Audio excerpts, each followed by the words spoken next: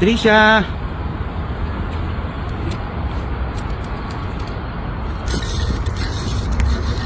Ayun. Naku. Siyang sana nga nandito siya para sabi ko kasi pasyalan ko sa dyan sana nga nandyan siya.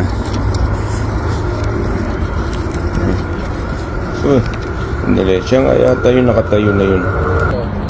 Ayun yun nasabi. Malawak din pala dito, no? Parang safe. Siya nga. Kabayan! Kabayan! Kabayan Baray! Yan. Yes, yung ganyan. Ano kaya yun? Parang nakawagon, Kumusta? Saan ka ba pupunta? Hindi ka ba mag-stay dyan?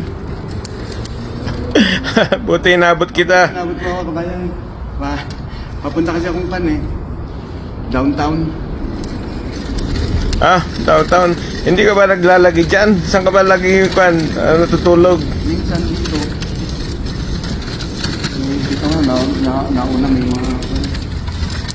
mga nakatira dito kasi mahirap nung nagkukumpulang kayo. Kaso din, minsan hindi mo rin alam kung ano nangyayari. Punta muna akong downtown. Downtown di ba mas maraming kwan doon, mga nakatira doon. May panggastos ka ba, kabayan? Yung bigay mo pala sa akin yung binigyan sa akin last week na pera, hindi ko pa nagastos kasi puro ko niya emergency, pandagdag ng gastusin. Maraming nagtatanong, kabayan, hindi ka ba nagtatry mag-apply sa ibang company? Nagkakan Paano ka pala nagsisend ng mga resume? sa library. Meron kasi doon $5, pwede ka mag-print ng mga resume. For 1 month yun, yung black and white. Ayos naman pala paano mo na sinesend yung mga resume mo? Pwede mag-internet doon kasi free wifi although wala akong computer, wala yung computer Paano mo nga may sisend yung mga resume mo? Tsaka, ano pala mga experience mo? Alam mo mga software? Marunong naman ako marunong ako ng AutoCAD, yun, ang Revit.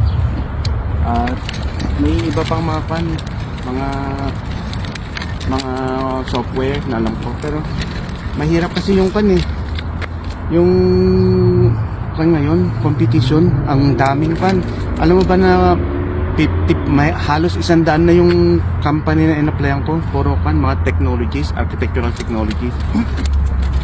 Ganun kadami? Yung nga, isa lang ang pipiliin tapos ilan yung applicant, more than 50. Minsan nga meron ako in-applyan yung ano bang company yun? WSL ba yun? Isang parang 200 plus yung applicant, isa lang kukunin. Kaya grabe naman yan. Totoo ba yan, kabayan? Pag na-apply ng trabaho, mahirap mag-apply dito. Kanina saan ka ba galing? Kanina, ito, nakakuha ako ng tinapay pa. Yung lahat yung kinakat. Ayan lang, okay na. Okay na. Yung last time, di ba, sinamahan mo ako, sumama ka doon sa recycling. Nung na yun, pagka ko nun, may pinuntahan uli ako, may nakuha na naman ako. Marami ako nakuha na mga bote, saka yung tin can.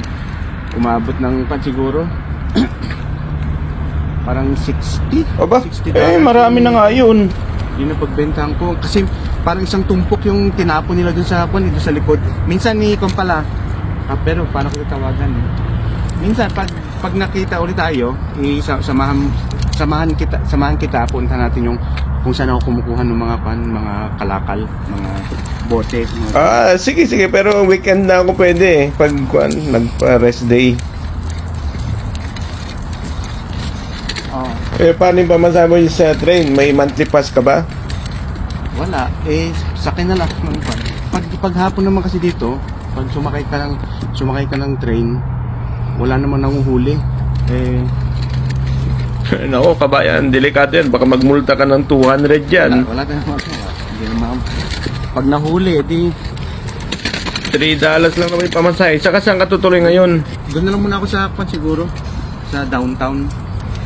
Babalik na lang ako dyan kung Ilang araw nila kung dyan na naglalagay dyan sa tulay. Nakako na naman sila. Paglabas ko kanina, andun sila kumpulan. Mag-asawa yun nandyan. Parang pan sila yung anong gumagamit. Mahirap ko yun.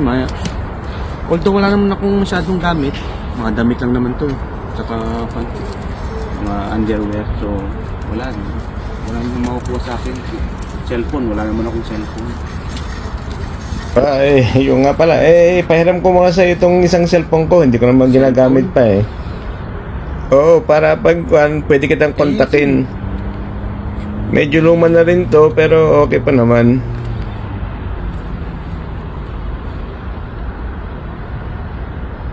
Mukhang bago pa to ha.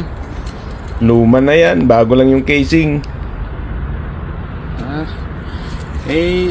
Kaya nga hindi ako makatawag sa mga pamilya, doon sa pamilya ko, sa mga anak ko saka sa asawa ko.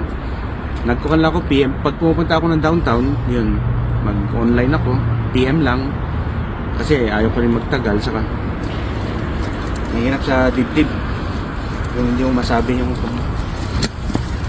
pwede kong gamitin muna pala ko. Hindi, sige, sa'yo na yan. Hindi, nakakahiya naman. Hindi, gamitin ko lang. Nag-text lang ako. Ngayon, okay lang. Sige, gamitin mo yung kanyo account ko dyan sa Facebook. Okay na. Tol, dito kanina nakakuha ako ng isang balot. Tinapon dyan. Ewan mo, siguro. Dali Unahan din talaga ang kuhanan dyan, no? I-add mo na lang yung account ng misis mo dyan sa Messenger. Hanapin mo na lang. Pwede kong gamitin yung account. Muna ako gumamit ng ibang account. Pwede, sige, palitan mo. Pero pwede mo rin gamitin yung account ko ngayon dyan. Sige, ikuhan na lang. Sige. Yung account mo na lang. Yung Wandering Trees. Sige, open ko lang. I-browse mo na lang yung Messenger ng misis mo kung meron dyan.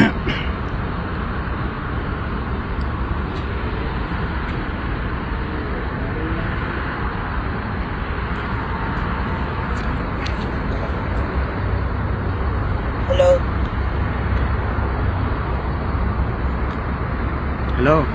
Mahal? Ma? Yani? Oh, ma, ako to. Pwede ba number? Ha? Yung mga... Dali. Yan. Ano nangyari sa'yo? Yung cellphone ko kasi hindi ko alam kung saan ko naiwan na wala kaya hindi ako makatawag. Kaya text lang ako sa inyo. Kaya pala di ka tumatawag. Kala namin na paano ka dyan. Hindi, okay lang. Ka naman. Okay naman. Si Trisha. Trisha, gumagawa ng assignment. Trisha, say hi to Daddy. Hi Trisha, bebe. Hello. The next Tuscany train is arriving. Ko nga kasi... Please stand behind the yellow line. Hindi nga ako makatawag kasi nga... Trisha!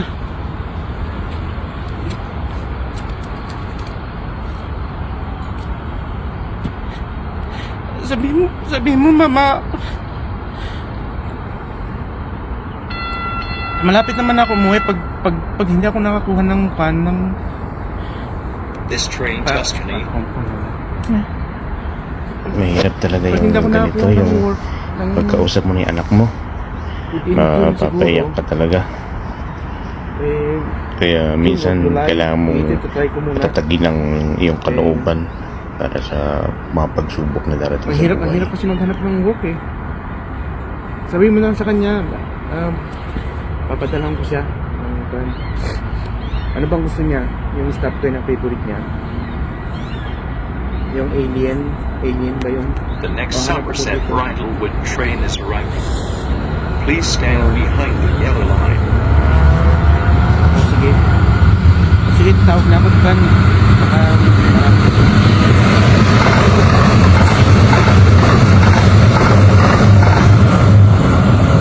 Pupunta ako sa downtown, bali magsasabit ako ng resume.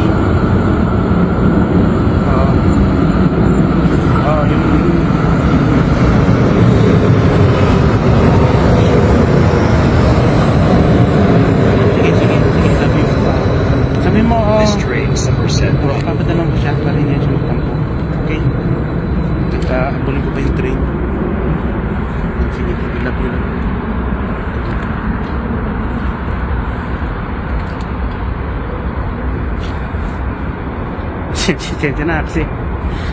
Hindi, okay lang yan, Pag kabayan. sa pamilya kasi medyo mababaw ang luha ko eh. Alam mo naman, mga OFW. Hiramin ko muna to. Hindi, sa'yo muna yan. Sa'yo muna. Pwede kong Para matawagan i-confirm kita. muna yung account ko. Ipalit muna sa kwan. Hindi, sige, okay lang yan. Okay, no problem kabayan. Sige. Yung number mo, nakasave na dito. Andiyan yan na yan. Saka ako natatawag sa'yo. Kunyari, mamumulot ako ng kwan, kalakal, mga ngalakal ako na. Tawagan kita para makita mo kung saan yung kinukuhanan ko. Makikita mo yung dami ng kwan, nakukuha ko rin. Depende rin sa swerte rin yun eh.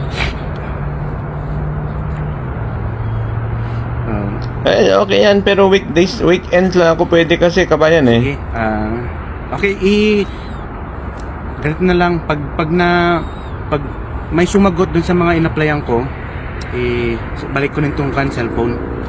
Pag okay na, kasi may, yung nga, tulad ng mga in-applyan ko, wala namang, hindi ko alam kung tumawag na ba o kasi nga, baka tumatawag doon sa cellphone ko na wala. Kaya every other day, o sometimes 3 days after ng submit ng resume, pupunta ako sa library dyan sa downtown, nag-check ako ng email. May nakilala pa nga akong Pinoy doon, buti minsan nagpapahiram ng mga kanya gadget. Although may mga libre naman doon. Dito parating na ng isang train. Sige, sabay na tayo. Sasakay din naman ako eh. Sakay ka rin ba ng train? Oo, dito rin ako sasakay.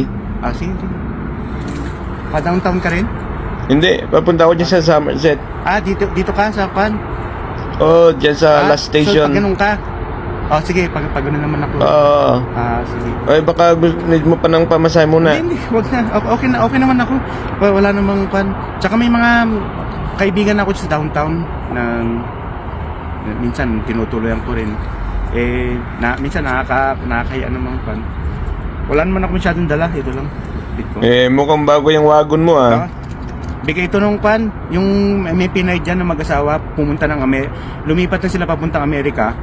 So sabi nila yung ginagamit nilang wagon, ito nga, bigyan na lang sa akin. Sabi okay. Kaysa naman yung tawag ko, yung cart, yung galing sa dito yung kaning superstore. May mga cart dyan. Minsan dyan ako kumukuha ng kwan. Yan. Ito nga, nakuha ko yung mga pork and beans, mga ganyan. Sa food banks. May mga kwan dyan, food banks. Libre. Oo, marami nga yan mga food banks dito. Sige kabayan. Tawagan kita next time. Sige, sa weekend lang. Thank you. Sige, ingat ka lang kabayan. Oo, diretso lang pero wala pa yung train eh. Ang kapalaran talaga ng isang tao, no? Hindi mo rin masabi kung kahit gaano ka kagaling, paano ka kadiskarte, kung ano talaga yung nakalaan para sa'yo. Swertehan din yung buhay at sana makakuha na rin ng trabaho itong si kabayang arkitektong bayani. Next time siguro pupuntahan natin yung kinukuhanan niya ng kalakal.